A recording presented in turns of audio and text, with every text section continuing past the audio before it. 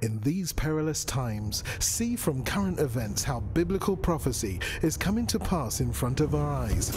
You're watching In the Last Days, the program that looks at Israel and the end times with teaching from a Hebraic perspective. With Martin and Natalie Blackham, thank you to our friends and partners who make this program possible. Now, here's Martin and Natalie.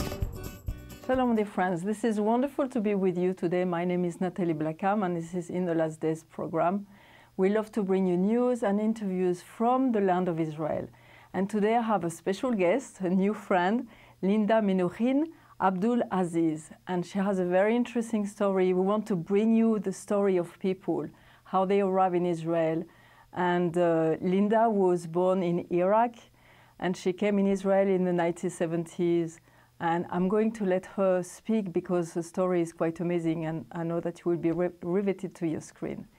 Thank you, Linda, for coming. And you've done a film to be able to express a bit of what happened in your life. And do you want to speak a bit about it now? Yeah, well, first of all, the film has been done by Duki Dror, and I was the subject of the film. I was in the process of looking for my father, who has been abducted in Iraq more than 40 years ago.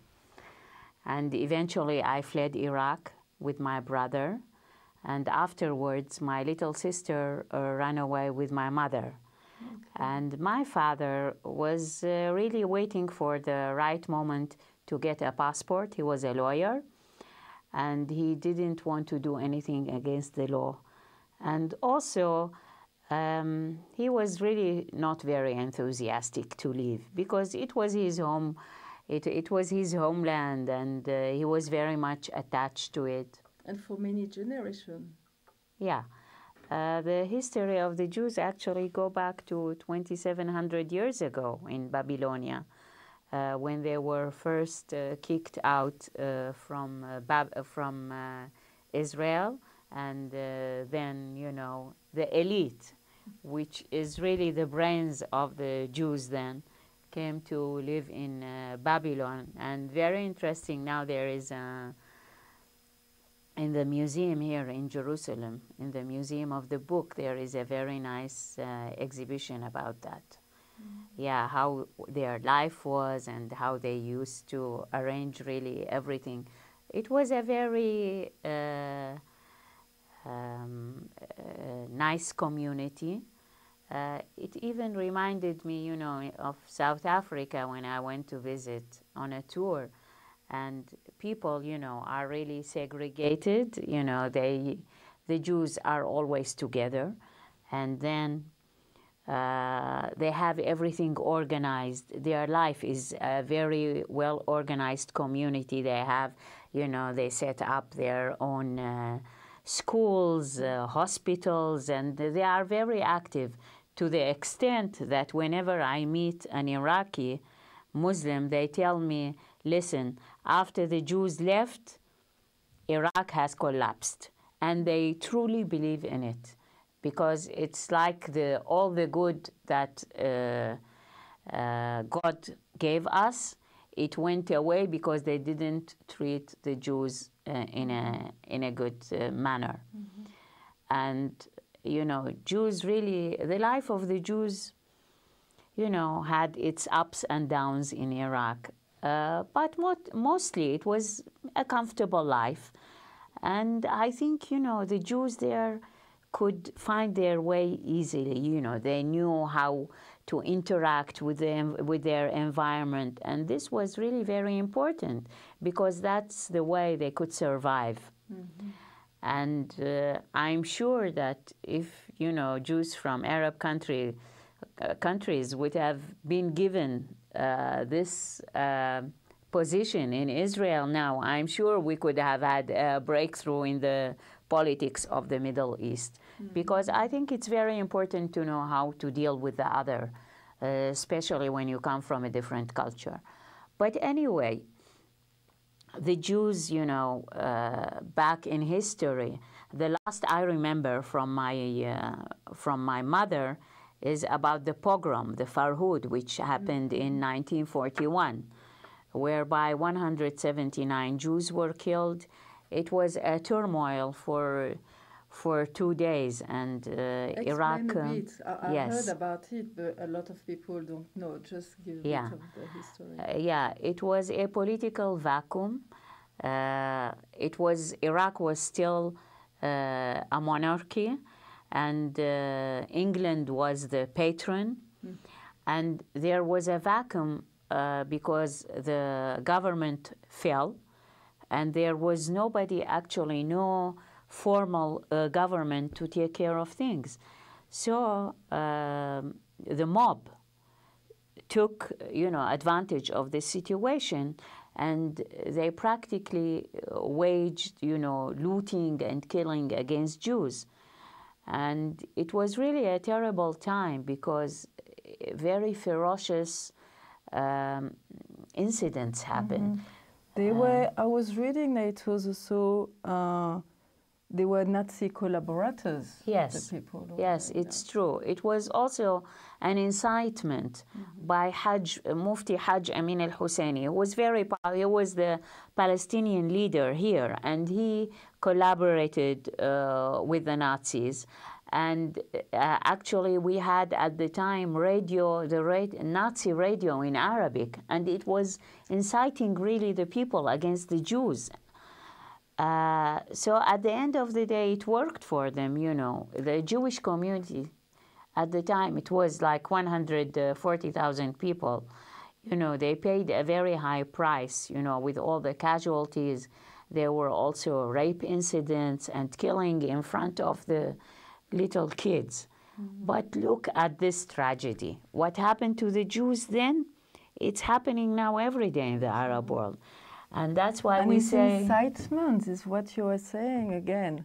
And yesterday I was doing some work, and they were saying how the media is so important, so how it's so important to tell the stories and pick up the right stories to be able to show the importance of speaking properly to the people.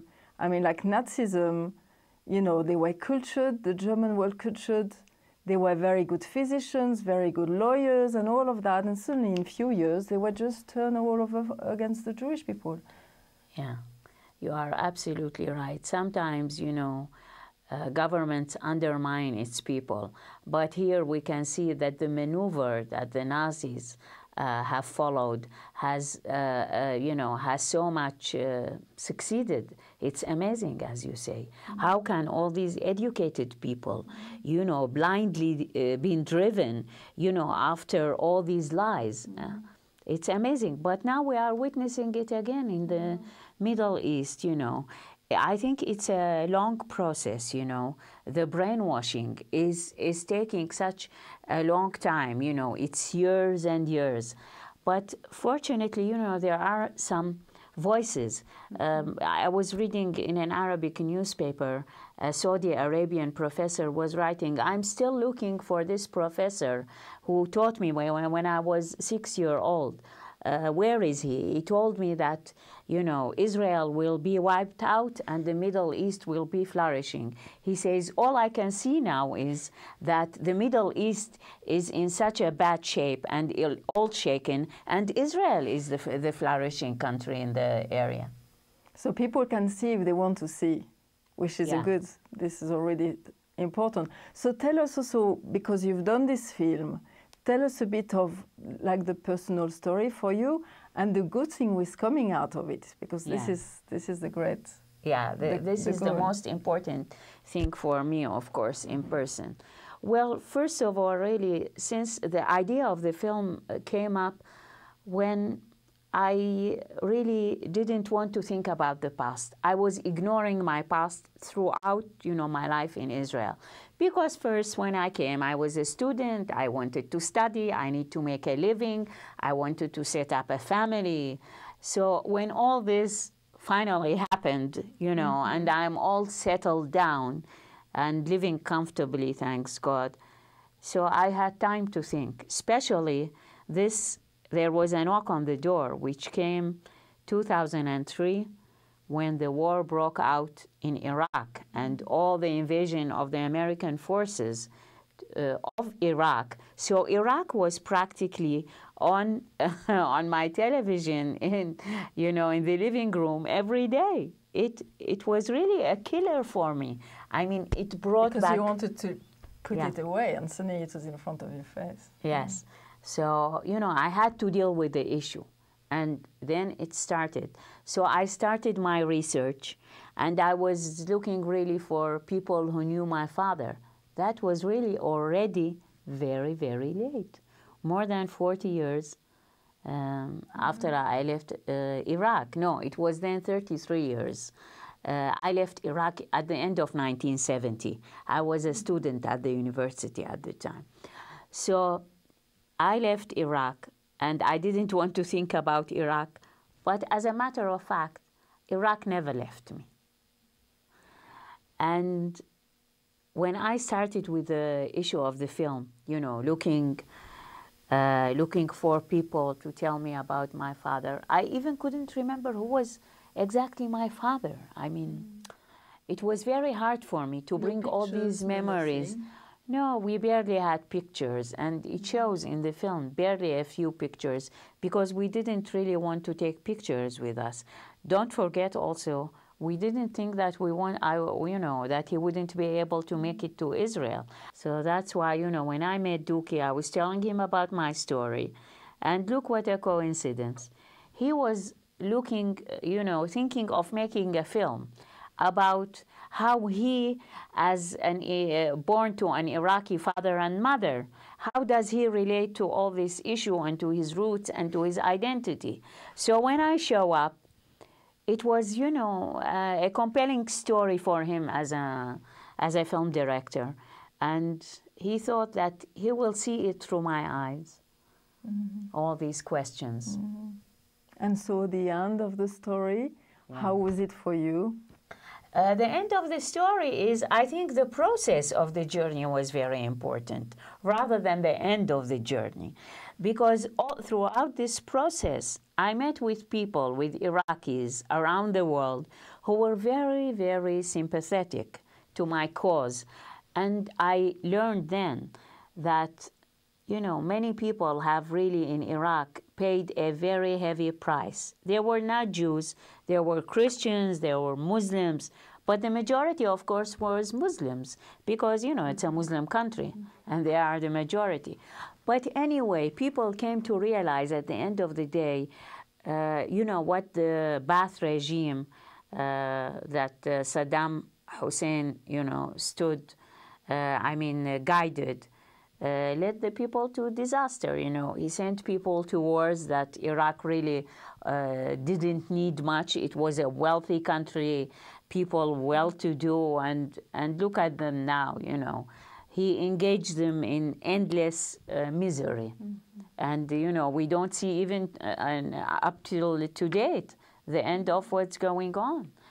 So in terms of really closure, I think it's true that, I met this Iraqi journalist in the film, and he was trying to help me out because he was in Iraq and I'm, but I think the journey was really way years after the incident. And Iraq also has gone through really many, many phases. Some people I heard were actually selling files of prisoners, of, if you need for your research, files from the Ba'ath Party. So practically people went to Iraq and bought files from different institutions. So I think at that stage, it was really probably too late for me to find any document about my father. But, even nowadays, I could find on Google, Amnesty, I found a couple of days ago a very interesting document about how, about Jews who were arrested. Among them was my father, and there was a mention of all the detainees at that time in Iraq, 1971. Quite amazing, because sometimes you're right. When you do some research, few months or 2 years after, you do some more research and you find even more because things are still put on the internet. This is very interesting. So how is it now? Because concretely you are speaking, you've been to London, they were doing something. Tell us a bit of now, because of the film, what are the results? Yeah. Well, the film was kicked out in, I think, almost 2 years ago, or 1 year and a half. And it has gone to many, many festivals, fortunately, in the world. And there is still opportunity, of course, to screen the film. And I think it's a very important story nowadays in order for the world to understand what's going on with the Christians, first to understand what's going on with the Jews. There was a saying by a very important member of parliament who was a Jew at the time, in the 20s and 30s of the last decade. And his name was Menuhin. And he said that if you affect your minorities and don't respect them, then you end up by not respecting your majority. And that was really a very smart saying. How true it was at the beginning. You know, they started with the Jews first, Saturday people, and then Sunday people, and now it's also the Friday people, not only that. So that's why I think it's very important. But for me, you know, the empathy that I encountered in my last trip in London was amazing, because the film was screened to Iraqis who also had to leave Iraq because of the circumstances, you know, of abductions and of ill treatment. And you know, one of the people stood up after the screening and told me, Linda, you are a very brave woman for speaking up. And this is an outcry of all the Iraqis, not only of Jews who have undergone such a miserable and unfair future.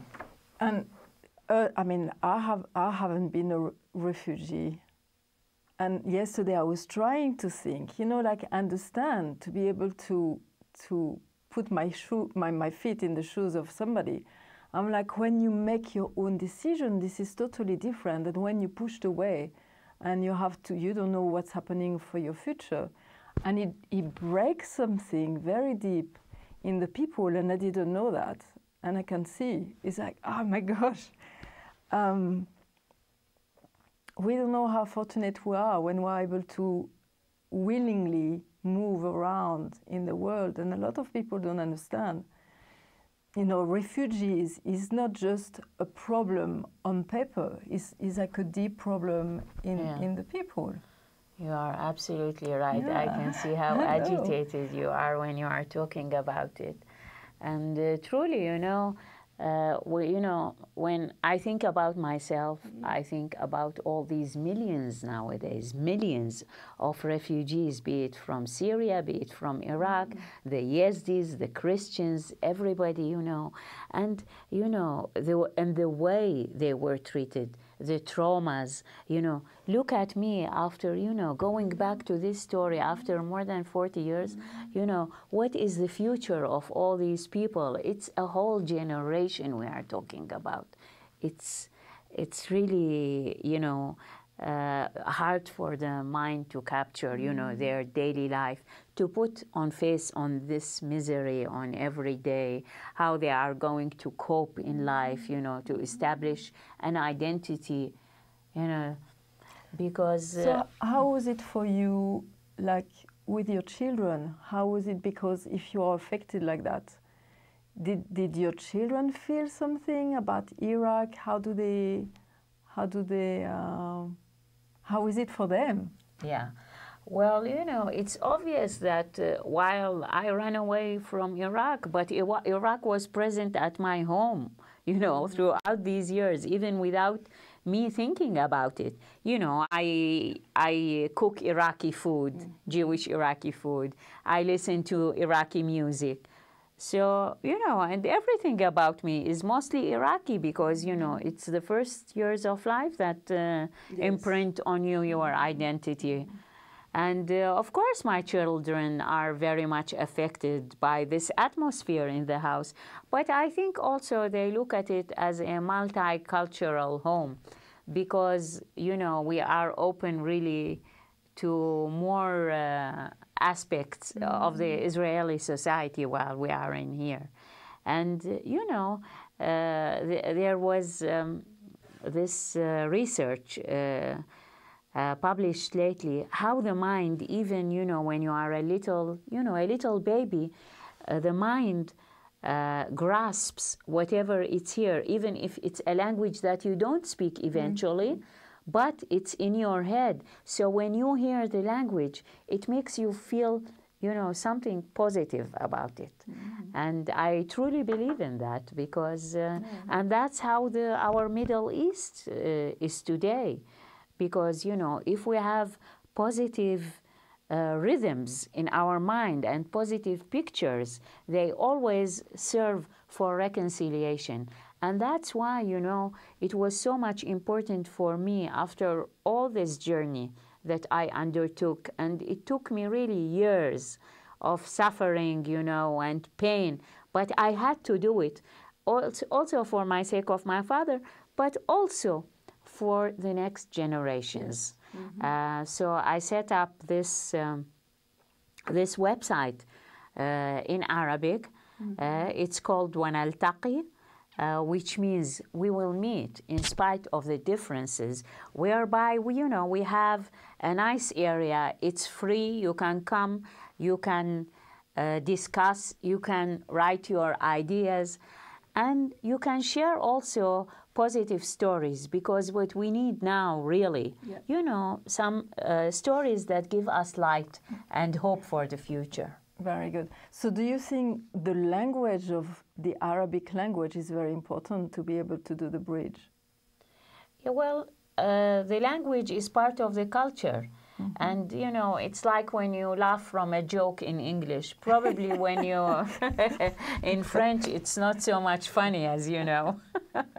So I think the language is part of the culture. That's why it's very important. But I'm hoping, you know, that there might be people who would like, you know, to support this project. And because I'm looking for someone really to help me in translating all these stories to English, because at the end of the day, these stories we come across is history.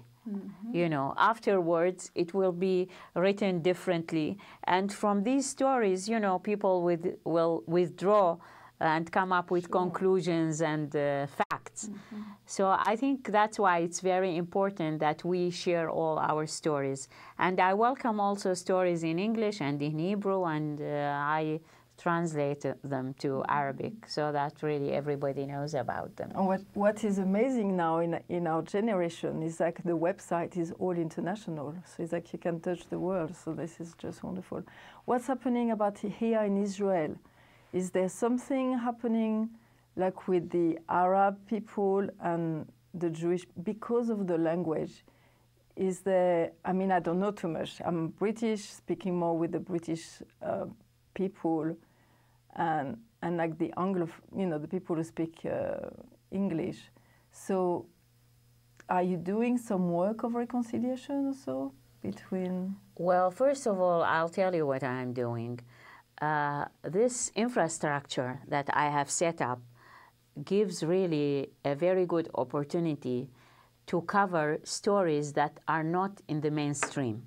And these stories of reconciliation and, you know, all these positive projects that nobody you know, in the West hears about them. Very good, very good. It's what we want. Thank you, Linda. This is wonderful to be able to start to hear the story of your life and of refugees, which is really something that we need to know and understand.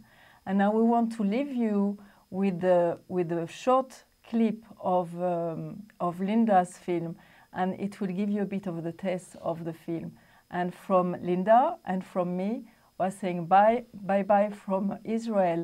And don't forget, we're living in the last days. I always say that I left Iraq 40 years ago, but Iraq never left me. The issue is these people have been judged, tried, convicted, and executed because of espionage. صدام حسين يكلمني في الأحلام، يهمس في أذني بأنني عراقية.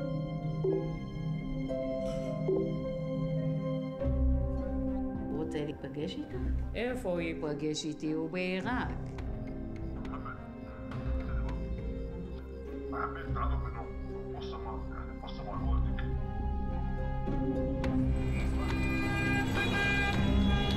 ما موجود البيت المقصود. هاي المنطقة كلها تغير المبنى العمراني مالها. اكو يهودي عراقي عواد. هذا يقول هذا كان هذا شارع السماوات كله يهود كان.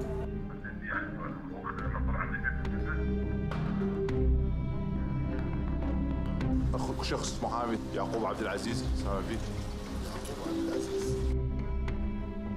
למה הקוד? מה, הוא רוצה שאת תגבי את הכסף? He goes home to the house and they just took him.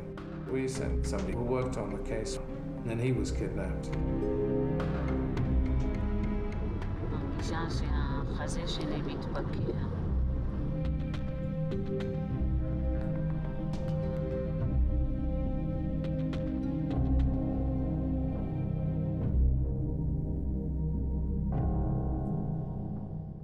You've been watching In the Last Days, a TV program with Martin and Natalie Blackham, the program that looks at Israel and the end times with teaching from a Hebraic perspective. If you would like to financially support the program or find out about conferences, meetings, or ministry products, then please contact us with the details on your screen. Visit our easy-to-use website at www.inthelastdays.com and register for our free e-newsletter. Get the latest news from Israel, product information, online video teaching, or watch today's TV program at a time that's convenient to you. Thank you again, friends and partners, for making this program possible.